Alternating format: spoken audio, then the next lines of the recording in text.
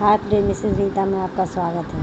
आज मैं आपको बताऊँगी कौन है छठ मैया और क्यों करते हैं इनकी पूजा और इसकी व्रत कथा। छठ पर्व षष्ठी का पर्व है। कार्तिक मास की अमावस्या के दिवाली के मनाने गए 6 दिन के बाद कार्तिक शुक्ल को मनाए जाने के कारण इसे छठ कहा जाता है। यह 4 दिनों का त्यौहार है। इसमें साफ सफाई का खास ध्यान रखा जाता है। इस त्यौहार में गलती की कोई जगह नहीं होती है। इस व्रत को करने का नियम इतने कठिन है कि इसी वजह से इसे महापर्व या महाव्रत के नाम से भी संबोधित किया जाता है।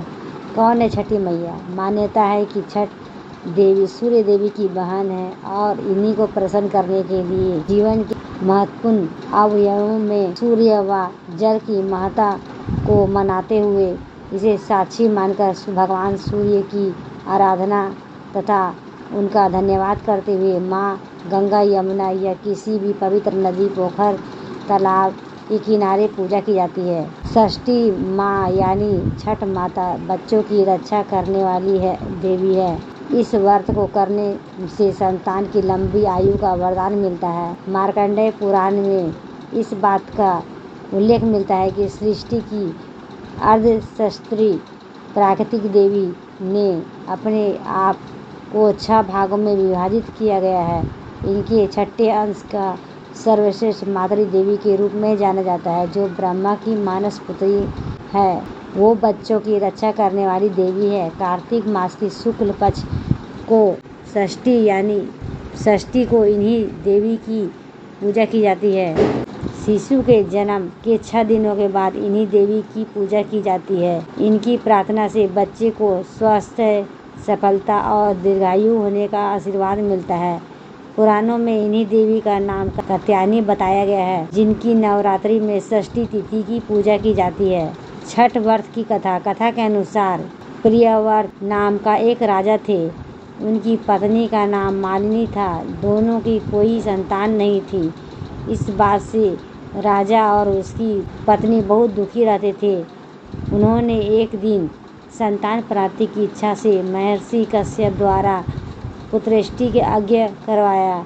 इस यज्ञ के फलस्वरूप रानी गर्भवती हो गई। 9 महीने के बाद संतान सुख को प्राप्त करने का समय आया तो रानी को मरा हुआ पुत्र प्राप्त हुआ। इस बात का पता चलने पर राजा को बहुत दुख हुआ। संतान शोक में वह आत्महत्या का मन बना लिया, लेकिन जैसे ही राजा आत्महत्या करने की कोशिश की, उसके सामने एक सुंदर देवी प्रकट हुई। देवी ने राजा से कहा कि मैं षष्ठी देवी हूँ। मैं लोगों को पुत्र का सौभाग्य प्रदान करती हूँ। इसके अलावा जो सच्चे भाव से मेरी पूजा करता है, मैं उसके सभी प्रकार के मनोरथ को पूर्ण कर देती हूँ। यदि तुम मेरी पूजा करोगे तो मैं तुम्हें पुत्र रत्न प्रदान करूँगी। देवी की बातों में प्रभावित होकर राजा ने उनकी आज्ञा का पालन किया। राजा और उसकी पत्नी ने कार्तिक शुक्ल की षष्ठी तिथि के दिन देवी षष्ठी के पूरे विधि विधान से पूजा की। इस पूजा के फलस्वरूप उन्हें एक सुंदर पुत्र की प्राप्ति हुई। तभी से छठ का पावन पर्व मनाने जाने लगा। छठ पर्व के संदर्भ में एक अन्य कथा के अनुसार जब पांडव अपना सारा राजपाट जुटे हुए हार गए थे। इस कथा के अनुसार जब पांडव ने अपना सारा राजपाट जुए में हार गए, तब द्रौपदी ने छठ व्रत रखा था। इस व्रत के प्रभाव से उनकी मनोकामना पूर्ण हुई था।